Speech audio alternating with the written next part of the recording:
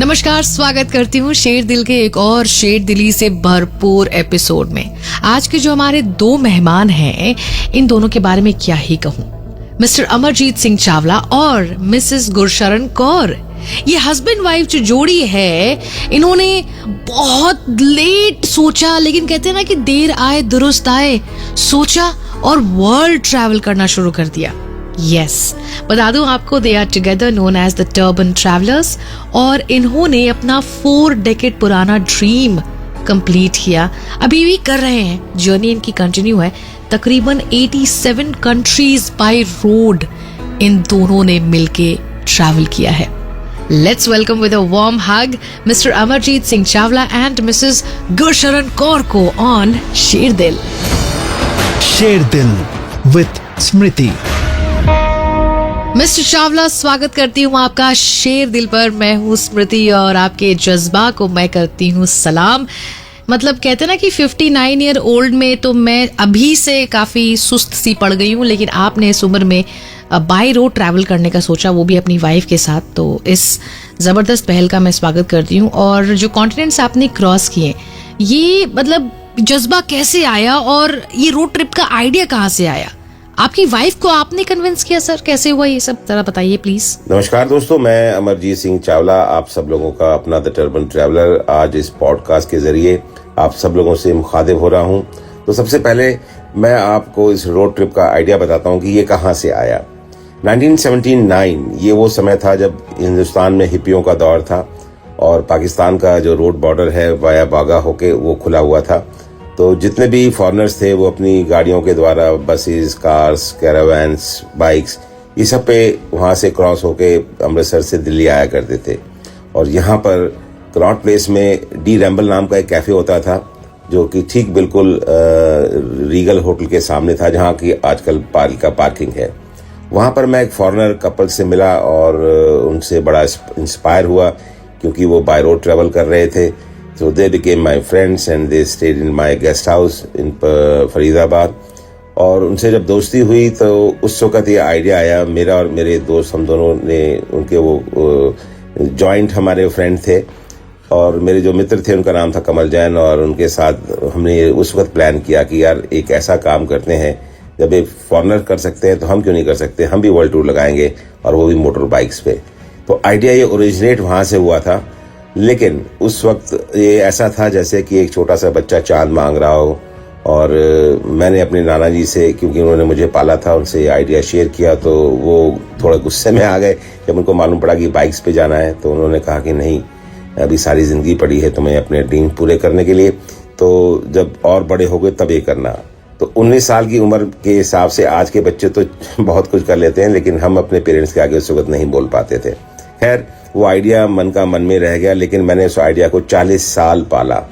और जब मेरी शादी हो गई, बच्चे हो गए, बच्चों की शादियां हो गई, और उसके बाद जब मैं तकरीबन 58 साल का था, सो इट वाज अबाउट 2018, तो हमने उस आइडिया को फिर रूप दिया और प्लान किया कि हम दिल्ली से लंदन जाएंगे। और मैं और मेरे साथ मेरे 2 कैमरामैन, तो हम 3 लोगों ने ये जर्नी प्लान की।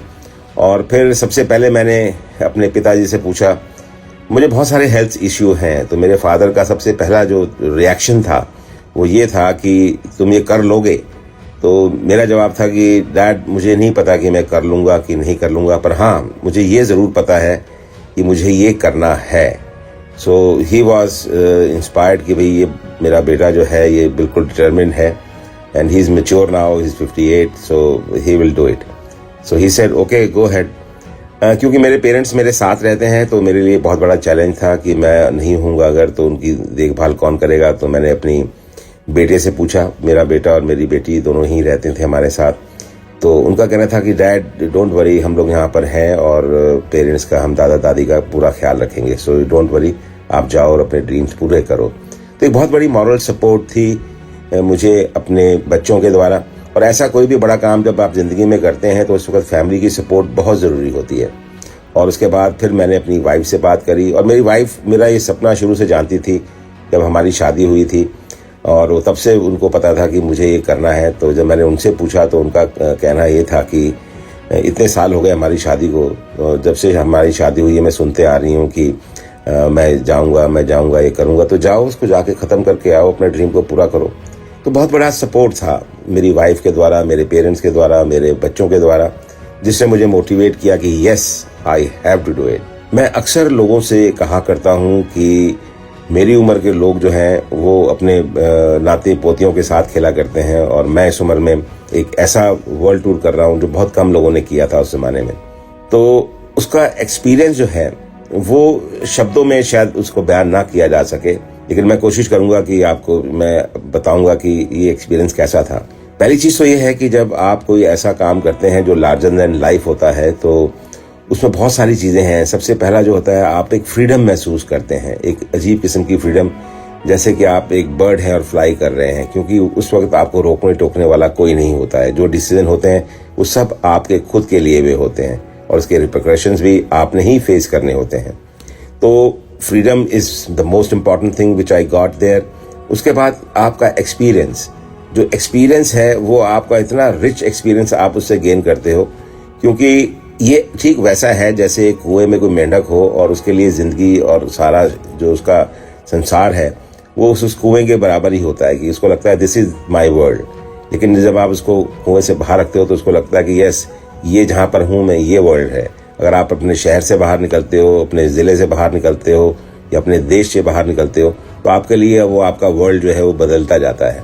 तो ठीक इसी प्रकार से जब कोई ऐसा ट्रिप करते हैं जो वर्ल्ड ट्रिप हो, और वो भी बाय रोड आपकी अपनी कार के द्वारा हो, तो आपका जो एक्सपीरियंस है वो बहुत रिच होता है। उसके बाद आपकी नॉलेज जिस तरीके से बढ़ती है, क्योंकि आपने ये सारी चीजें किताबों में पढ़ी थी, जब आप उसको रूबरू होकर देखते हो और उन चीजों को आप जब महसूस करते हो, तो आपकी नॉलेज वो 7वें आसमान पर होती है। उसके बाद आता है आपका कॉन्फिडेंस। तो जो कॉन्फिडेंस है, क्योंकि आपने इससे पहले ऐसा कोई काम किया नहीं था, ना कोई रोड बॉर्डर क्रॉस किया था, ना किसी ऐसे कंट्री में गए थे। हाँ, जबकि मैं आपको छोटा सा एग्जांपल बताता हूँ कि मैं स्विट्जरलैंड कम से कम 8-10 बार ही गया था अपनी फैमिली के साथ, कभी अपने बिजनेस के लिए। पर इस ट्रिप पे जब मैं स्विट्जरलैंड गया तो मुझे लगा कि ये कौन सा स्विट्जरलैंड है जो शायद मैंने पहले कभी देखा ही नहीं था। क्योंकि जब आप बाय एयर जाते हैं तो पॉइंट टू पॉइंट जाते हैं, तो आपके लिए कोई बहुत ज्यादा कुछ एक्सपेरिमेंट करने के लिए नहीं होता है। लेकिन जब आप रोड के द्वारा जाते हैं तो वो जो कार है वो आपके पाँव होती है, आपका जहां मन होता है आपने स्टीयरिंग घुमाया और आप उस तरफ चले गए। तो असल जो जिंदगी है, असल शहर जो है वो सब कुछ नहीं है। असल जो मुल्क है और उसका जो कल्चर है वो शहरों में नहीं, गांव में बसता है। और गांव में आप तभी जा सकते हैं जब आपके पास फ्रीडम हो, आपके पास अपनी गाड़ी हो, और आपने गाड़ी का स्टीयरिंग घुमाया और आप कहीं पर भी चले गए और वहां जाके आपने टाइम स्पेंड करा। सो ये जो एक्सपीरियंस है ये अपने आप में एक बहुत डिफरेंट काइंड का एक्सपीरियंस है, जो आप यहाँ सुन के शायद उसको उतना ना समझ सकें। और हाँ, जब आप इसको खुद करेंगे तो आपको पता लगेगा कि ये एक्सपीरियंस किस प्रकार का होता है। बिल्कुल सही कहा सर आपने। पता नहीं अब मेरी जब आपकी उम्र में मैं आऊंगी तो क्या वाकई में ये कर पाऊंगी या नहीं। वेल, ये तो वक्त बताएगा। लेकिन सर 59 का जो ये उम्र है, इसमें जनरली लोग शुगर का चार्ट बनाना शुरू कर देते हैं। आपने तो वर्ल्ड मैप खोल दिया। फर्स्ट ट्रिप कहाँ का था एंड एक्सपीरियंस कैसा रहा? आपके भी शुगर के चार्ट आपके इंटरनेशनल मैप्स में बदल जाएंगे अगर आपका निश्चय पक्का हो। अक्सर हम अपने सपनों को याद तो रखते हैं, लेकिन आगे जाके इसको भूल जाते हैं। वो सपने आपके कभी भी पूरे नहीं होंगे जिसको आप बीच में छोड़ देते हो। तो अपने सपनों को पूरा करने के लिए आपको उसे पालना पड़ेगा, और उसको अंत तक, जब तक वो सपना पूरा ना हो, आपको उसको संभाल के रखना होगा। मेरा पहला ट्रिप वो भी एक सपना था, 40 साल पहले देखा हुआ सपना, जो 40 साल के बाद मैंने पूरा किया। और फर्स्ट ट्रिप जो मेरा था वो था दिल्ली से लेकर लंदन तक। दिल्ली से लंदन तक का वो सपना, उसको पूरा करने में मुझे 135 दिन लगे, जिसमें मैंने तकरीबन 40,000 किलोमीटर गाड़ी चलाई और 33 कंट्रीज हमने उस वक्त पूरे किए। ये एक बहुत ही अनोखा अनुभव था। मैं बाय एयर काफी सालों से ट्रैवल कर रहा हूँ। जब मैं 19 साल का था, 1979 मुझे याद है, उस वक्त मेरा जो पहला वीजा था वो अमेरिका का लगा था, और उसके बाद से मैं आज तक ट्रैवल ही कर रहा हूँ और तकरीबन 80% से ऊपर दुनिया में देख चुका हूँ। लेकिन ये जो एक्सपीरियंस था बाय रोड अपनी कार के द्वारा करने का, वो कुछ और ही तरीके का था। तो बहुत सारे एक्सपीरियंसेस आपको इस जर्नी के द्वारा मिलते हैं। आपका एक्सपीरियंस, आपका कॉन्फिडेंस, आपका खुद से उसको एक्सप्लोर करना, नई नई चीज़ों को ढूंढना, एक तरीके से आपकी नॉलेज को भी इनहेंस करता है। तो जब मैंने ये ट्रिप किया तो मेरा एक्सपीरियंस तो बहुत ही अच्छा रहा, और जब मैं वापस आया तो वापस आने के बाद मुझे ऐसा लगा कि मैं एक डिफरेंट पर्सनालिटी हूँ। तो मुझे अब ऐसा लगा कि अब मैं दुनिया के किसी भी कोने में कहीं पर भी जा सकता हूँ, मुझे किसी के सहारे की ज़रूरत नहीं है। मैं खुद से उस चीज़ों को एक्सप्लोर कर सकता हूँ और खुद से अपना ट्रिप खुद बना सकता हूँ। तो एक्सपीरियंस, जो आपके ने मेरे से सवाल पूछा कि आपका एक्सपीरियंस कैसा रहा, तो मेरा एक्सपीरियंस बहुत अच्छा रहा। और एक और ख़ास बात जो मैं आप लोगों से शेयर करना चाहता हूँ वो ये कि दुनिया के लोग बहुत ही अच्छे हैं, बहुत खूबसूरत लोग हैं। खूबसूरती से मेरा मतलब उनकी दिल की खूबसूरती से है। मैंने नहीं देखा कि जिन कंट्रीज में मैं गया हूँ उसमें से कोई भी बंदा मुझे खराब मिला हो। सारे ही बहुत ही कोऑपरेटिव थे, बहुत ही आपको प्यार करने वाले थे, और अनकंडीशनल लव। इसकी बहुत सारी कहानियां हैं, जो तकरीबन 70 कहानियां आज भी मेरे दिल पे लिखी हुई हैं। जब मैं अपने ट्रिप पे गया और मैंने जो वहाँ लोगों के साथ मिला और जो लोगों ने मेरे साथ किया, और वो अपने आप में बहुत ही, इसको मैं शब्दों में कैसे बयान करूं, मुझे ऐसा लगता है कि वो शब्दों में बयान करने लायक है ही नहीं। एक अनकंडीशनल लव जो आपको लोगों से मिलता है, तो आप उस वक्त कोई भी बात आपके मुंह से निकलती नहीं, और आपको लगता है कि ये कितने अच्छे लोग हैं कि आपको किस तरीके से ट्रीट कर रहे हैं, जो आपने कभी सोचा भी नहीं था। सो ये था मेरा छोटा सा एक्सपीरियंस इस ट्रिप के बारे में। Great, sir. Your car has been a constant companion across thousands of kilometers, 87 countries. Did you sleep गाड़ी में ही किसी टाइम पे ऐसा हुआ, या फिर कभी गाड़ी खराब वराब हुई तो कैसे मैनेज हुआ? क्या लोकल लोगों ने वर्ल्ड के कहीं किसी जगह पे मदद करी? मेरी गाड़ी, जिसे मैं अपनी सेकंड वाइफ बुलाता हूँ वो इसलिए क्योंकि जितना टाइम मैंने अपनी बीवी के साथ गुजारा है आज तक इन 40-45 सालों की शादी में, उतना तो नहीं, पर मैंने काफ़ी टाइम अपनी इस सेकंड वाइफ यानी कि अपनी गाड़ी के साथ गुजारा है। क्योंकि 3 लाख किलोमीटर के सफ़र में ये सारी गाड़ी 99% मैंने चलाई है। 1-8% कहीं जब मुझे नींद आती थी तो मेरे जो कैमरामैन थे वो भी ड्राइव कर लेते थे। ये गाड़ी जो है मेरी फेवरेट कार है। ये आइकॉनिक कार आज बन गई है क्योंकि इसके ऊपर 2000 से भी ज़्यादा लोगों के सिग्नेचर इस गाड़ी के ऊपर हुए हैं, जिसमें बहुत बड़े बड़े सेलिब्रिटीज़, सुष्मिता सेन हमारी यहाँ की एक्ट्रेस हैं, आर्नोल्ड श्वार्ज़नेगर जो हॉलीवुड के बहुत बड़े एक्शन स्टार हैं वो, और इस तरीके से पता नहीं कितने एम्बेसडर्स, मिनिस्टर्स और फिल्म स्टार्स इंडिया के और इंडिया से बाहर के, सब लोगों ने इस गाड़ी के ऊपर साइन करे हैं। ये गाड़ी इतनी ज़्यादा रिलायबल है कि मुझे इस गाड़ी से आज तक 3 लाख किलोमीटर में कभी भी ऐसी कोई तकलीफ नहीं आई जिससे कि ये गाड़ी का कहीं ब्रेक डाउन हो गया हो और या गाड़ी कहीं रुक गई हो बिल्कुल ही, कि चलती ही नहीं हो। छोटी मोटी चीज़ें हैं जैसे कि गाड़ी का टायर का पंचर होना, तो वो एक आम बात है और उसको हम फिक्स कर सकते हैं, हमारे पास उसकी किट होती है, तो उसको छोड़ के ऐसा कोई बड़ा मसला नहीं आया। लेकिन हाँ, एक बार ऐसा ज़रूर हुआ जब हम लोग सेंट्रल एशिया में थे, शायद किर्गिस्तान में थे या उज़्बेकिस्तान में थे, और वहाँ पर इस गाड़ी में एक अजीब सा वो था कि जब ये गाड़ी नई आई थी 2013 में, तो इसमें पुश बटन स्टार्ट नहीं था। तो हमने कहा कि अब हम जा रहे हैं तो पुश बटन लगवा लेते हैं, तो हमने इसमें यहाँ पर 15-16 हज़ार रुपये खर्च करके पुश बटन लगवाया था और ठीक ठाक चल रहा था। लेकिन रास्ते में क्या हुआ अचानक, क्योंकि ये इलेक्ट्रॉनिक पार्ट्स हैं और बड़े फिनिकी से बिहेव करी थी गाड़ी, जैसे कि आपका कंप्यूटर हैंग हो जाता है, तो इस गाड़ी में भी ऐसा होता था कि इसके जो शीशे हैं वो अगर नीचे हैं तो गाड़ी स्टार्ट होती थी, अगर नीचे नहीं है ऊपर हैं तो ये गाड़ी अचानक बंद हो जाती थी। तो अजीब सा मसला था, तो हमें गाड़ी के शीशे नीचे रखने ही पड़ते थे सारा दिन। और उस वक्त क्योंकि डीजल सस्ता था और गाड़ी ऑन रहती थी, उसको हम ऑफ भी नहीं करते थे। जब शीशे ऊपर करने हो तो सारा दिन ये गाड़ी स्टार्ट रहती थी, लेकिन जब आपको स्टार्ट करना हो और अगर इसके शीशे डाउन है तो फिर ये स्टार्ट नहीं होती थी।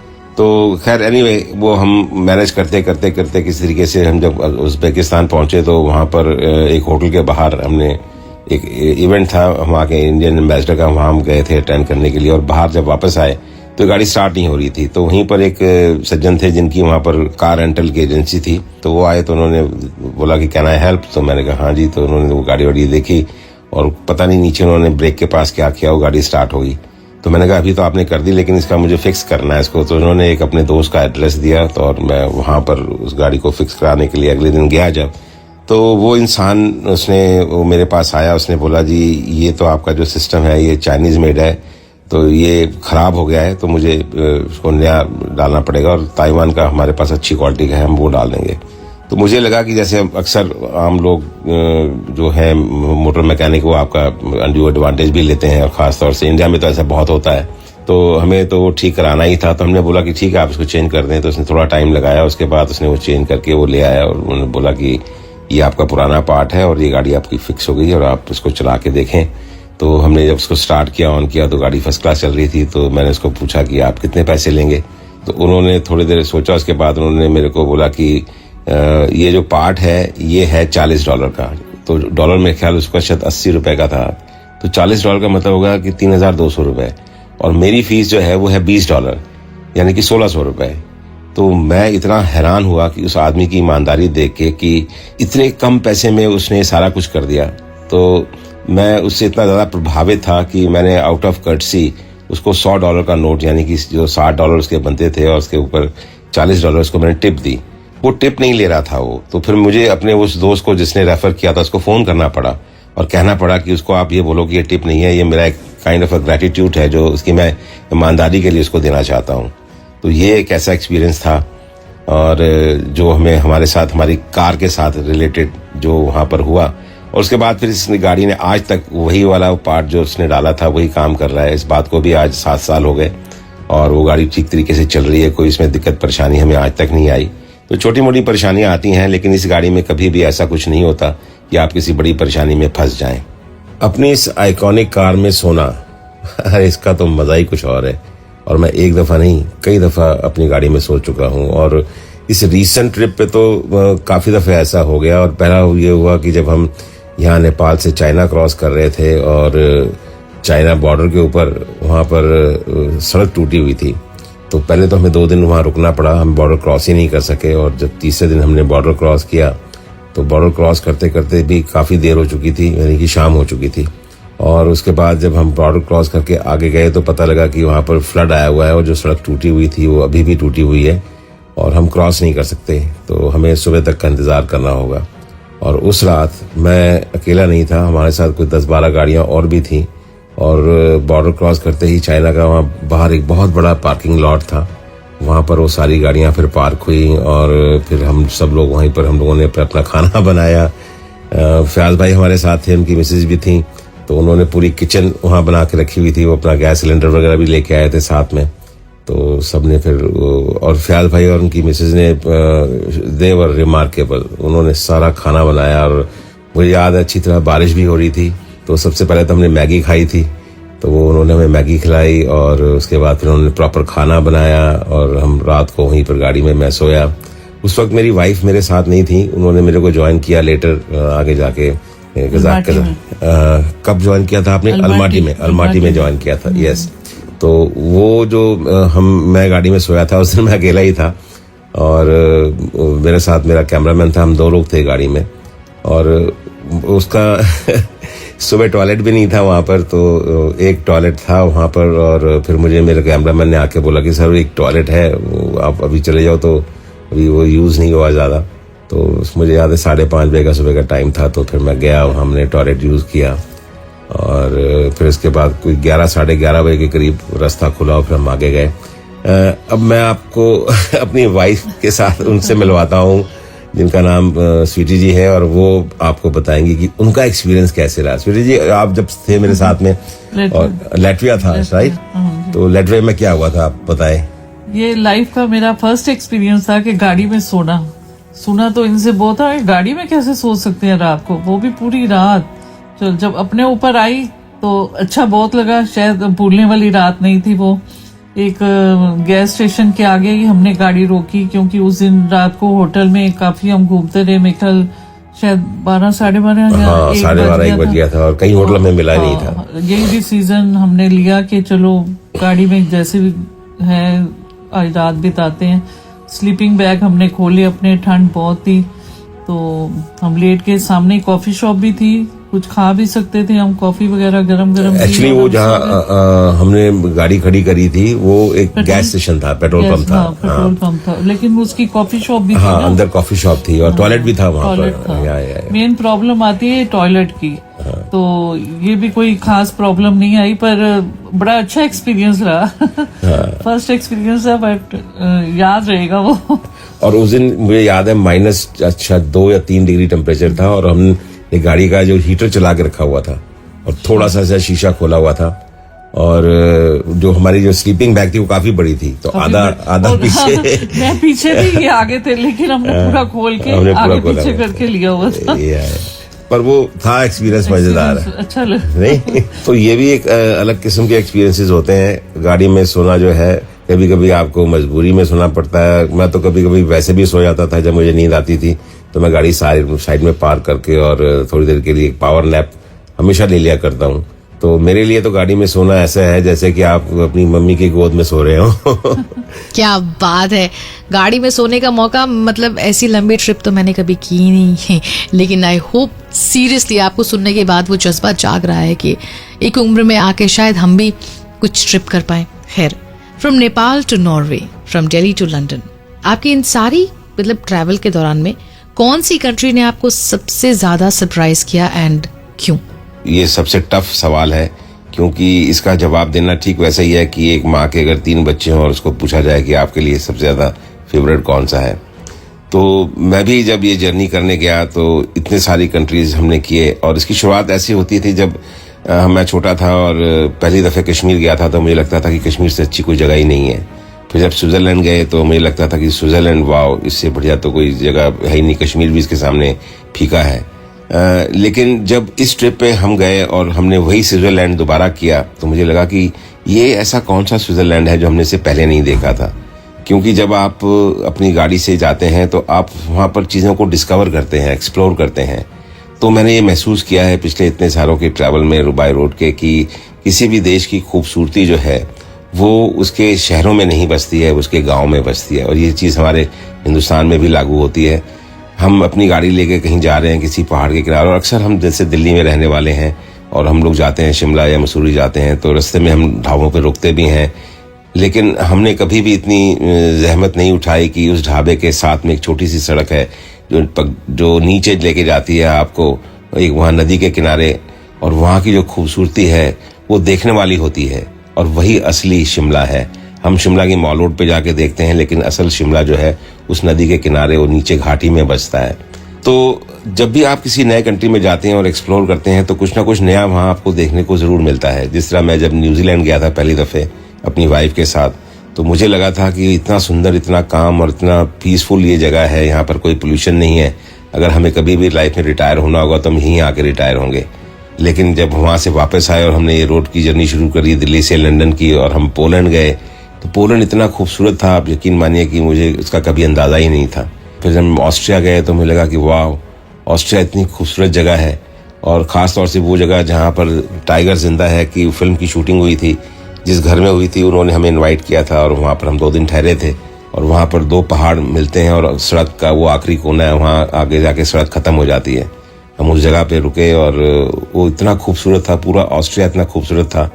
तो इस प्रकार से ये कहना बहुत मुश्किल है कि एक किसी पर्टिकुलर एक कंट्री को पिन पॉइंट करना कि कौन सा वो ज़्यादा अच्छा था। बाकी हर कंट्री में कुछ ना कुछ आपको देने लायक है। इंडिया में भी अगर आप नॉर्थ ईस्ट चले जाएंगे, और मुझे हैरानगी है कि मैं आज 66 साल का हो चुका हूँ, और जब मैं 58 साल का था तब तक मैं नॉर्थ ईस्ट नहीं गया था। और जब हमने अपनी स्पिरिचुअल जर्नी शुरू करी तो हमने सारा नॉर्थ ईस्ट, वो 7 सिस्टर एंड 1 ब्रदर जिसको बोला जाता है, वो सारा हमने किया था। और नॉर्थ ईस्ट इतना ज़्यादा खूबसूरत है, यकीन मानिए कि आप सोच भी नहीं सकते हैं। हम लोग क्योंकि नॉर्थ इंडियन हैं, हम लोग नॉर्थ में रहते हैं, तो हमारे लिए जो यहाँ नॉर्थ के पहाड़ हैं वही सब कुछ होता था। लेकिन जब हमने वहाँ पर नॉर्थ ईस्ट किया तो वो भी बहुत अच्छा लगा। आपके ट्रैवलिंग के दौरान जो आपने एक्सपीरियंसेस गेन किए, उतार चढ़ाव से भरे या फिर हंसी मजाक, मस्ती, अलग अलग तरह के एक्सपीरियंसेस आई एम श्योर आप दोनों ने गेन किए होंगे। किसी एक कंट्री की या फिर कोई भी एक्सपीरियंसेस अगर आप कोई कहानी हमें बताएं तो बड़ी खुशी होगी। दिल्ली से लंदन के ट्रिप के दौरान बहुत सारी ऐसी घटनाएं घटी जिनको आप मेरा एक्सपीरियंस कह सकते हैं, पर मेरे लिए वो एक कहानियां थी। ऐसी 70 कहानियाँ जो मेरे दिल में आज भी बसी हुई हैं। मैं उनमें से 2 कहानियाँ आपसे शेयर करना चाहता हूँ क्योंकि वो मेरे दिल के बहुत ही करीब हैं। पहली कहानी वहाँ घटी जब मैं डेनमार्क में एक पेट्रोल पंप पे हाईवे पे पेट्रोल डलवा रहा था और हमारे साथ एक वैन थी जिसमें एक फैमिली थी और उनमें से एक छोटा सा बच्चा था 4-5 साल का और उसकी जो माँ थी वो मेरे पास आई और कहने लगी कि क्या मेरा बेटा आपकी गाड़ी में बैठ सकता है। तो मैंने कहा ज़रूर बैठ सकता है। तो वो बच्चा जो था वो कुछ अजीब सा बिहेव कर रहा था और अजीब तरह से साउंड वो मुंह से निकाल रहा था, कभी क्लैप कर रहा था। तो वो घूमता रहा गाड़ी के मेरे चारों तरफ क्योंकि हमारी गाड़ी का जो स्टीयरिंग था वो राइट साइड पे था और बाहर की गाड़ियां, विदेश की गाड़ियां जो हैं उनका स्टीयरिंग जो है वो लेफ्ट साइड में होता है। तो पहले तो बच्चा थोड़ा कंफ्यूज हो गया कि लेफ्ट साइड पे जब वो आया तो उसको वहाँ स्टीयरिंग ही नहीं मिला और वो बड़ा ही सरप्राइज था। तो फिर उसको मैं लेके राइट साइड पे गया, वहाँ उसको मैंने स्टीयरिंग दिखाया, उस पर वहाँ बिठाया उसको। तो बहुत ही खुश था वो बच्चा। और उसके बाद मैंने उसकी माँ से पूछा कि क्या वो साइन कर सकता है हमारी गाड़ी के ऊपर। तो उसने कहा हाँ ज़रूर कर सकता है। तो उस छोटे से बच्चे को फिर मैंने मार्कर पेन दिया और उसने अपनी छोटी छोटी उंगलियों से वहाँ मेरी गाड़ी के साइड के ऊपर लिखा नोवा। तो वो पूरी तरीके से नहीं लिख पाया तो उसकी माँ ने इसको फिनिश किया और लिखा कि drive safe Nova and company और उसके ऊपर लिखा हुआ था उसका नाम NOVA नोवा। उसके बाद वो बच्चा हमारे साथ फ़ोटो खिंचाने के बाद और वीडियोस हमने उसकी बनाई और वो फिर अचानक वहाँ से चला गया। तो उसकी माँ से जब मैंने पूछा कि वो आपका बेटा यहाँ था, कहाँ गया, तो उसने बोला कि वो शायद अंदर वॉशरूम गया होगा अपनी आंटी के साथ। और फिर उसने जो मेरे को बात बताई अपने बच्चे के बारे में, उसको सुन के तो मेरी आंखों से आंसू ही नहीं रुक रहे थे। और उसकी माँ का कहना ये था कि मैंने अपने बच्चे को आज तक इतना खुश कभी भी नहीं देखा पिछले 7-8 महीनों में और वो एक स्पेशल चाइल्ड है और उसके लिए हम उसकी बहुत ज़्यादा वो केयर करते हैं और उसके लिए हम कोशिश करते हैं कि उसको हम खुश रख सकें। और आज पहली दफ़ा मैंने देखा है कि पिछले इतने महीनों में मेरा बच्चा इतना खुश है। मुझे ये लगा कि शायद इसकी वजह कुछ भी हो सकती है। इसकी वजह मेरी पगड़ी हो सकती है, इसकी वजह मेरे रंग बिरंगे कपड़े हो सकते हैं, इसकी वजह मेरी गाड़ी पे किए हुए बहुत सारे सिग्नेचर और एक यूनिक गाड़ी का होना हो सकता है, या इसकी गाड़ी का राइट हैंड और लेफ्ट हैंड स्टीयरिंग है, ये हो सकता है। कुछ भी इसकी वजह हो सकती है, लेकिन अगर मेरी वजह से उस बच्चे के चेहरे पे अगर मुस्कान आ गई तो मुझे लगता है कि मेरे इस पूरे ट्रिप का जो मकसद था वो शायद पूरा हो गया है। तो ये पहली कहानी ऐसी है जो मेरे दिल के बहुत ही करीब है। और दूसरी कहानी मैं आपसे बताना चाहता हूँ कि हम लोग स्पेन में एक जगह पे रुके थे। हमें बेसिकली वो जगह क्रॉस करनी थी और नेक्स्ट डे आगे जाना था, नीस जाना था, क्योंकि मेरी गाड़ी का एक पार्ट था जो इंजन में लगता है वो वॉर्न आउट हो गया था और 1.5 लाख किलोमीटर के बाद वो बेल्ट होती है, वो आपको चेंज करानी पड़ती है। तो हमें वहाँ मिली नहीं, तो हमने इंडिया से मंगवाई थी। तो जिस एयरबीएनबी में हम ठहरे वो बहुत ही खूबसूरत एयरबीएनबी था। जब हमने इसको बुक किया और हम वहाँ गए तो सुबह दोपहर का टाइम था, शाम का टाइम था शायद। तो हमने अपनी गाड़ी खड़ी कर दी और हम थके हुए थे, हम ऊपर जाके सो गए। और जब सुबह हम उठे तो वहाँ की जो ओनर थी उनका नाम था पावला, और फिर वो आई और उनसे जब हमारी बातचीत हुई, उन्होंने हमारी गाड़ी देखी तो शी वॉज वेरी एक्साइटेड।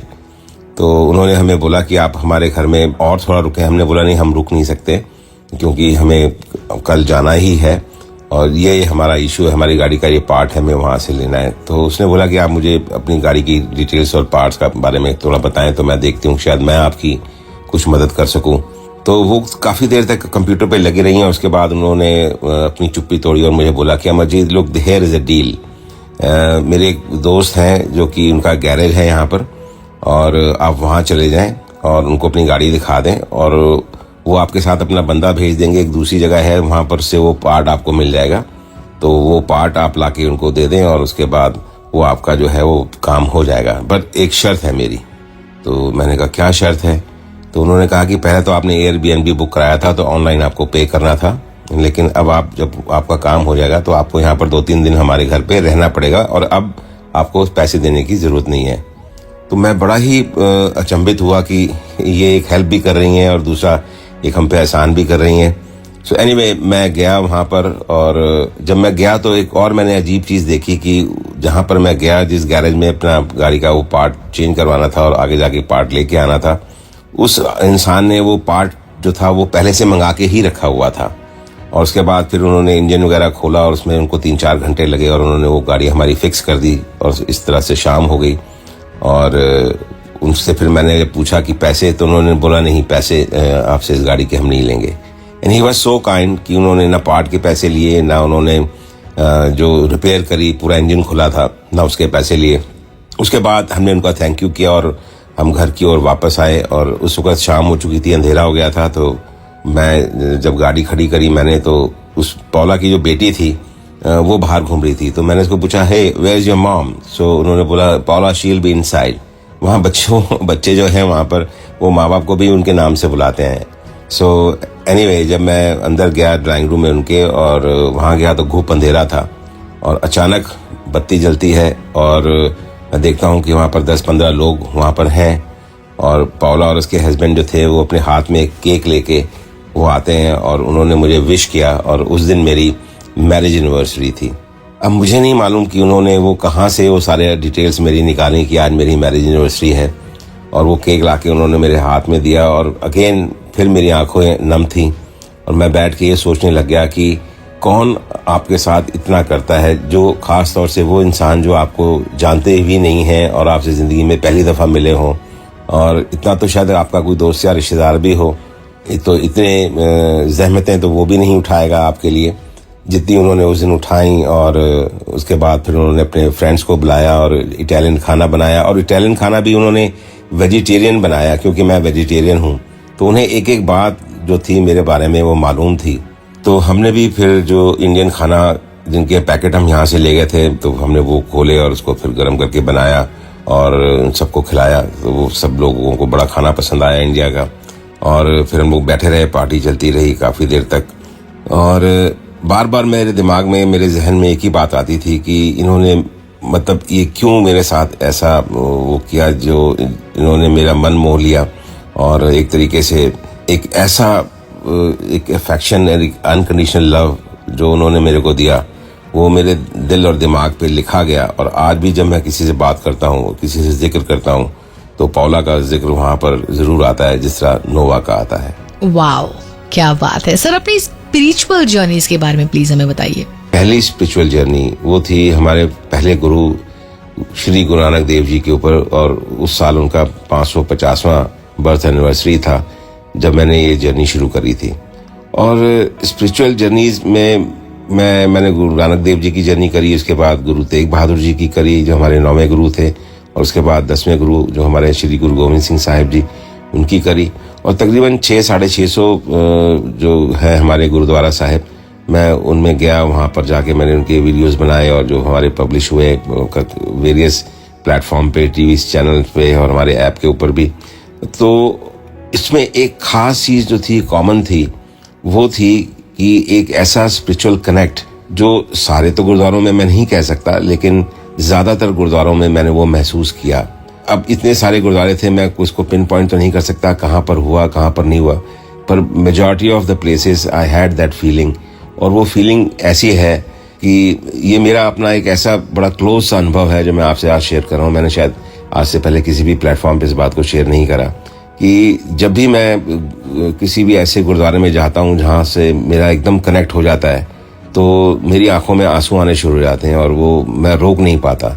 मुझे किसी संत ने एक कहानी सुनाई थी कि उनको किसी ने पूछा कि क्या आपने भगवान देखा है, तो उन्होंने जवाब दिया कि नहीं, मैंने भगवान तो नहीं देखा, पर वो मुझे मालूम है कि वो है। तो उसको उन्होंने पूछा कि भाई आपको कैसे मालूम कि भगवान है? तो उन्होंने बड़ा खूबसूरत जवाब दिया कि जब वो आता है तो मुझे मालूम पड़ जाता है, और उसके आने की जो आहट है और उसकी पहचान ये है कि मेरी आंखों के आंसू नहीं रुकते और मैं वैराग में आ जाता हूँ। तो ठीक उस प्रकार का कुछ अनुभव मुझे उन जगहों पे, उन गुरुद्वारों पे होता है, चाहे वो गुरुद्वारे हों, चाहे वो मंदिर हों, चाहे मस्जिद हों, चाहे गिरजाघर हों। मैं हर जगह पे जाता हूँ और इस स्पिरिचुअल जर्नी के दौरान मैं बहुत सारे ऐसे भी गिरजाघर थे या मंदिर थे या मस्जिदें थी, मैं उन सब जगह पे गया हूँ और मेरा अपना वहाँ एक स्पिरिचुअल अनुभव रहा है। और जैसे हमारे जो अमृतसर में गोल्डन टेम्पल है, जो स्वर्ण मंदिर इसको कहा जाता है, जब मैं उसके लिए माथा टेकने जाता हूँ तो बहुत लंबी लाइन होती है, और जब तक मैं लाइन में खड़ा होता हूँ मैं बिल्कुल ठीक होता हूँ। और जैसे ही मेरा पहला कदम उस पवित्र गुरुद्वारे के अंदर पड़ता है तो फिर मैं अपने आप को नहीं रोक पाता, और मेरी आंखों से जो है आंसू वो फिर रुकने का नाम नहीं लेते। तो ये एक ऐसा अनुभव है, और इसको इससे ज्यादा डिफाइन शायद मैं शब्दों में नहीं कर पाऊंगा। लाजवाब सर, लाजवाब। एक एक जो शब्द आपने बताए हैं, ऐसा लगा आपके जर्नी को हमने भी जी ली है, हम सुनने वालों ने। क्या मैसेज देना चाहेंगे टू ऑल द पीपल जो सुन रहे हैं शेर दिल? आप सब यंग या ओल्ड या किसी भी जनरेशन को बिलोंग क्यों ना करते हो, और आपके ट्रैवल ड्रीम्स हैं, तो आप सबको मेरी एक सिंपल सी एडवाइस है, वो ये है कि सपने देखना कभी भी बंद मत करें। सपने बहुत खूबसूरत होते हैं और सपने पूरे होते हैं। यकीन जानिए, अगर मेरे ऐसा आदमी जिसकी उम्र आज 66 ईयर्स है और आज भी अपने सपनों को पूरा कर रहा है, और कितने सपने वो पूरे कर चुका है, तो आप सब लोग तो यंग जनरेशन से बिलोंग करते हैं, और आप लोग वाकई ही इसे पूरा कर सकते हैं। मिसेस गुरशरण कौर जी, सबसे पहले तो सल्यूट है मैम, आपने सर का साथ निभाया और ट्रैवल फुल ऑन जोश के साथ किया। तो आई थिंक एक सवाल तो पूछने का मन कर रहा है कि हाउ इज द जोश, और आंसर आई एम श्योर आप यही देंगे, हाई है। तो इस हाई जोश को बरकरार रखते हुए ये बताइए कि as a woman traveller safety की अगर हम बात करें तो वो कैसी रही मैडम? सेफ्टी के बारे में मैं यही कहूंगी कि कोई प्रॉब्लम हमें नहीं आई। पूरी तरह से हमें हर एक जगह पे लोगों ने हमारा साथ दिया, लोग बहुत अच्छे थे। कोई ऐसी प्रॉब्लम नहीं आई कि जहाँ पे हम अटक गए हैं, या हमें खाना पीना नहीं मिला, या हमें रहना ठीक नहीं मिला। लोगों का प्यार पूरा मिला हमें। और मैं यही कहना चाहूँगी, जाने वाले जो जाना चाहते हैं ज़िंदगी में, अगर आपको मौका मिलता है तो आप ज़रूर जाएं। ये मेरा मैसेज है आप सबके लिए कि अगर आपको कोई प्रॉब्लम है, हेल्थ इशू है, अपनी मेडिसिन साथ रखें। डॉक्टर कोई आप कंसल्ट करना चाहते हैं इंडिया में, तो आप अपना उनको फ़ोन नंबर दें, उनसे कंसल्ट करते रहें। ऐसी प्रॉब्लम कोई आने वाली नहीं है। वैसे मैं भी गई, मेरे को हेल्थ इशू काफ़ी थे, लेकिन मेरे को पीछे पूरी सीट मिली हुई थी। मैं अपने टांगे को बिल्कुल ठीक करके, क्योंकि मेरी एक लेग में प्रॉब्लम है, तो पूरी सीट पे मैं अपने आराम से बैठी रही हूँ। कोई ऐसी हेल्थ इशू आया ही नहीं। तो ये जो भी जा रहे हैं, भगवान उनके साथ है। बाकी आप अपना रोड ट्रिप ज़रूर बनाएं, और बड़े आराम से आप जाएंगे, ये मेरा विश्वास है। आपको कभी किसी वहां पर लोगों से कोई ऐसा फील हुआ कि वो लोग अच्छे नहीं हैं, या किसी गलत निगाह से देख रहे हैं, या कुछ ऐसा कुछ अंदर से महसूस हुआ लोगों के बारे में? लोग बहुत अच्छे हैं, उनकी मेंटालिटी बहुत अच्छी है, ऐसी कोई बात फील नहीं हुई। आके लोग हमें हक करते थे, स्पेशल इतनी दूर भी होते थे तो हमें फॉलो करते थे। हमारी गाड़ी जा रही है तो हमें फॉलो करते थे, ये गाड़ी कहाँ पे रुकनी है, हमने इनको मिलना है, और इतना हक करते थे और खुश होते थे हमारे से ऑटोग्राफ लेने। शायद इस काबिल तो नहीं है हम, लेकिन लोगों ने बहुत प्यार दिया, बहुत ज्यादा। तो दोस्तों, ये था हमारा एक्सपीरियंस, मेरे और मेरी वाइफ का एक्सपीरियंस आप सब लोगों के लिए। बस हंसते रहिए, मस्त रहिए और खुश रहिए, और जस्ट कीप ड्राइविंग। बहुत बहुत शुक्रिया सर एंड मैडम, हमारे साथ शेर दिल पर आपका इतना कीमती वक्त बिताने के लिए। बहुत बहुत शुक्रिया। Thank you.